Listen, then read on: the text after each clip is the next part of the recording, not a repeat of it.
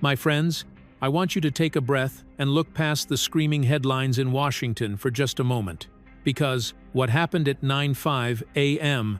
Eastern Time this morning wasn't just a trade announcement, it was a tectonic shift in the global power structure. While the political class in the United States was busy waking up to new tariff threats and America First rhetoric, something extraordinary was happening on the other side of the planet. Mark Carney just executed a geopolitical checkmate in Canberra. I've been watching these power plays for decades, and I'm telling you, Washington has never been blindsided quite like this. While Donald Trump was under the impression that he could bully Canada into submission by weaponizing the border, Ottawa was quietly building a parallel world order. Earlier today, on the floor of the Australian Parliament, Carney and Australian Prime Minister Anthony Albanese signed a series of landmark agreements. We are talking about $1.2 billion for a critical minerals stockpile. We are talking about an alliance with a combined GDP that now officially exceeds that of the United States. And we are talking about a massive shift in defense procurement that is going to cost American contractors billions. Do you see the irony here? Trump wanted to isolate Canada. Instead, he just discovered that while he was sleeping, Canada rewriting the resource map of the world, with the full cooperation of America's closest Pacific allies. And the most damning part? The United States was not even invited to the table. Tonight, I'm going to show you the 4 receipts that prove Washington's dominance is being dismantled in real time, and why, by the time Carney lands in Tokyo tomorrow, the American leverage over the North may be gone forever. Now, I want you to think about the timing of this Asia-Pacific tour. Why now? Why did Carney choose to spend 10 days in India, Australia, and Japan in the middle of a trade war with his largest neighbor? Because he is a master of the long game. I've analyzed Carney's strategy from his days at the Bank of England to the current crisis, and he is operating on what I call the middle power doctrine. He said it himself at the Lowy Institute in Sydney today, and I want you to listen closely to this sentence. In a world of great power rivalry, middle powers have a choice: compete for favor or combine for strength. That is the entire doctrine. Trump is operating on a 20th century model of brute force. He thinks that because the U.S. is the biggest market, everyone must bow. But I'm here to tell you that Carney has realized something the White House hasn't. In the 21st century, if you control the inputs, the minerals, the AI, the energy, you control the game. While the U.S. Trade Representative is waiting for Canada to show up in Washington tomorrow to negotiate away their sovereignty, Carney is in Canberra signing deals that make those negotiations irrelevant. He isn't reacting to American pressure anymore. He is acting independently. He is building an insurance policy against Washington's volatility. And you have to ask yourself, how can Trump claim energy dominance when Canada and Australia just locked up the world's mineral supply? Let's look at the first receipt. The mineral math. This is where it gets very real for the American tech and defense sectors. The U.S. depends on global supply chains that are currently anchored by China. To break that dependence, Washington needs Canada and Australia. But instead of partnering with them, Trump threatened them. So, what did they do? They joined forces without him. Australia officially joined the G7 Critical Minerals Production Alliance today. But this wasn't just a signature on a piece of paper. They allocated $1.2 billion Australian dollars immediately to build a defense-grade stockpile of gallium, rare earths, and antimony. I want you to understand the scale here. Together, Canada and Australia produce 1/3 of all global lithium and uranium, and over 40% of the world's iron ore. Think about that. No semiconductor manufacturer in the U.S., no EV battery facility in the Midwest, and no defense contractor building the next generation of missiles can operate without access to what these two nations control. You can't tariff your way out of that arithmetic.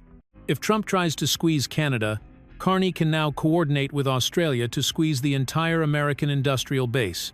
It's a strategic catastrophe for the White House, and I don't see a single tool in the Trump cabinet that can reverse it. The second receipt is even more shocking: the GDP coalition. Washington's entire strategy is based on the narrative that the U.S. economy at $27 trillion is too big to fail or defy. But Carney just did the math for the world to see. I want you to look at the Carney coalition. Europe is at 18 trillion. Japan is at 4.2 trillion. Canada is at 2.1 trillion. Australia and South Korea add another 3.4 trillion. When you add India into the mix, which Carney visited just days ago, you have a trade bloc that structurally exceeds American economic output. When Carney tells you that middle powers should combine for strength, he is describing a coalition that is literally larger than the United States. Washington's economic dominance is no longer a given. It is a narrative that the numbers are quietly dismantling. Do you see what's happening? Trump thought he was the only buyer in town. But Carney just built a new town. By the time he finishes his meetings in Tokyo tomorrow, this democratic trade architecture will be a functioning reality. If you are an investor, where do you go? To the volatile market with 50% tariffs, or to the stable, resource-rich coalition that represents half of the world's trade? The smart money is already making its move north. Receipt number 3 is the one that is currently causing stunned silence in the halls of the Pentagon. The defense pivot. Canada just agreed to purchase Australia's Over-the-Horizon Radar System, AOTR. On the surface, this looks like a minor equipment deal. But I am telling you, it is a declaration of independence. For decades, the NORAD modernization project was Washington's biggest point of leverage over Ottawa. We assumed Canada had to buy from American defense contractors, but Carney just proved us wrong. He is sourcing the hardware for North American continental defense from an ally on the other side of the world. Carney's statement was brutal. He said, "Right now, when we spend capital on defense, 70 cents of every dollar goes to the United States." And the implication was clear. He intends to change that ratio. We are talking about a $14.7 billion annual spend. Even if Canada redirects just 20% of that flow to Australia or domestic manufacturers, that is nearly $3 billion a year disappearing from the American defense industry. The Pentagon understands procurement leverage better than anyone. They know that when your closest neighbor stops trusting your hardware, you've lost the plot. I've been speaking with sources close to the National Security Council, and they described the mood this afternoon as panicked. At 7:30 a.m., the joint statement from Carney and Albanese landed in the inboxes of the State Department. Initially, they thought it was symbolic, but by 9 a.m., when they realized the $2 billion was already funded and the Mineral Alliance was operational, the contempt turned into a crisis. When Trump was briefed at noon, he reportedly asked if the U.S. could sanction the agreements. The answer he got from his advisors was a cold, hard no. Australia is a sovereign nation. There is no legal mechanism to stop them from partnering with Canada. I want you to look at the reaction from Congress. It was swift and it was split. Mitch McConnell said, "We have lost the plot when our closest neighbor is buying defense gear from the other side of the world." Chuck Schumer called it the clearest signal yet that Trump is destroying relationships that took decades to build. Even Republican senators from border states like Lisa Murkowski are starting to break ranks. They realize that Alaska and the Midwest depend on a stable Canada. They see that the Australian radar deal is a direct consequence of treating a partner like an enemy. Washington has no counter-move. They have no plan. They are watching a new world being built while they are still arguing about the old one. So, where do we go from here? I see 3 possible scenarios, and you need to be prepared for the outcome of each. Scenario 1. The forced recalibration. The pressure from the Australia and Japan deals becomes so great that the Trump administration is forced to offer real concessions. They drop the steel and aluminum tariffs to save the KUSMA agreement. Canada wins, but they never go back to the old way. The diversification becomes permanent. Scenario 2. The containment attempt. The White House tries to pressure Tokyo to limit the scope of Carney's visit. They try to keep the meetings polite, but not transformative. But I think it's too late for that. The momentum from India and Australia is too strong.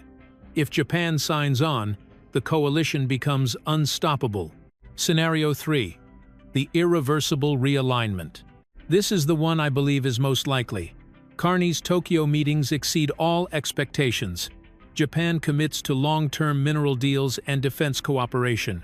The Carney coalition GDP officially locks in above the U.S. By July 1st, Canada arrives at the negotiating table not as a victim, but as the anchor of a new trade architecture. North America doesn't collapse, it just becomes less relevant to Canada's future. Conclusion. Don't look away. My friends, Carney has built an alliance on the other side of the world, while Washington was busy tweeting. I want to leave you with one final question. Is the United States ready to live in a world where it is no longer the center of the economic universe? Because Canada just proved that you can say no to a superpower and build a better future with the rest of the world. I am watching the Tokyo agreements very closely. I am watching to see if any major U.S. defense contractors start lobbying the White House to stop the bleeding. Make sure you hit that subscribe button and turn on notifications, because this story is moving at the speed of light. I'm your geopolitical analyst. The world just changed again. Make sure you're paying attention. I'll see you in the next update.